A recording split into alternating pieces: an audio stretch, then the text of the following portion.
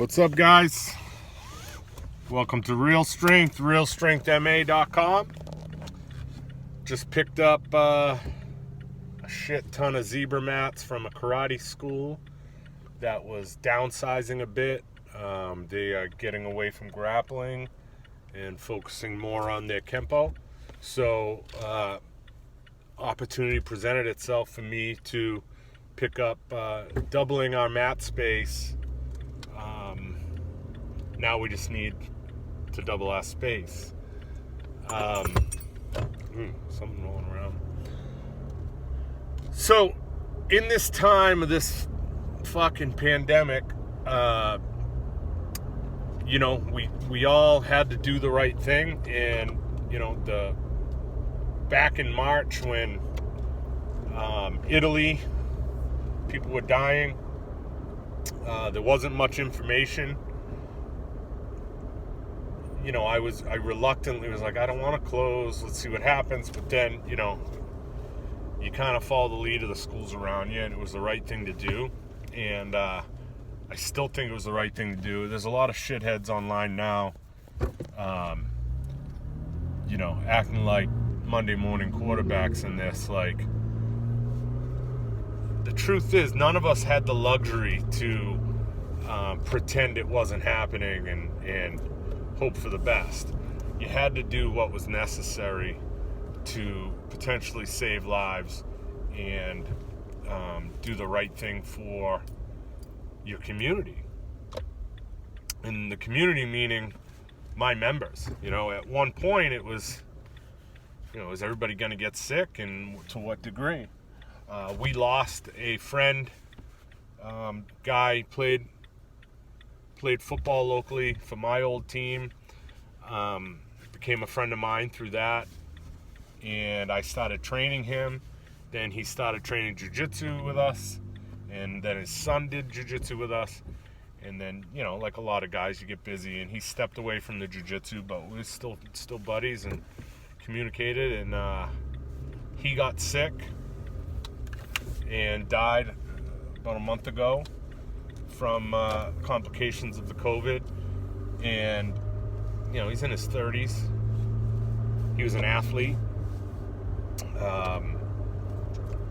He had some risk factors. He was African American and overweight, but didn't deserve to die, and probably wouldn't have died if it wasn't for this. So it's infuriating to hear these assholes talking about, like, we're overreacting, and I've been called a coward, a communist, a pussy, a liberal, take my ball and go home, all these things. Generally, it's from people who have no skin in the game. If you don't own a gym or own a business that is affected by this, how the fuck do you feel comfortable or even have the dumbass sense to think that it's appropriate to tell somebody else when and how to run their business? I've been in business for 10 years. We've grown every year. It's never been about money for me. It's always been about love and passion for this business and loyalty to my teammate and my members. Obviously, I want to make more money. That's how I take care of my family. I've dedicated too much time. I gave up a career for this, to do this. I've put a lot of things on hold. I've made a lot of sacrifices to enable to maintain having my own gym in a place where I can grow my business and myself and my family. So to have people online, which I like to talk a lot of shit online, so it doesn't really affect me, but it just really shows what kind of world we're in right now. The arrogance and the ignorance that's displayed every day, especially on social media. A bunch of fucking really dumb people with strong opinions, but unwilling or incapable of challenging their bias and their beliefs. I know people will challenge me with that, but you couldn't even fucking say what my beliefs are.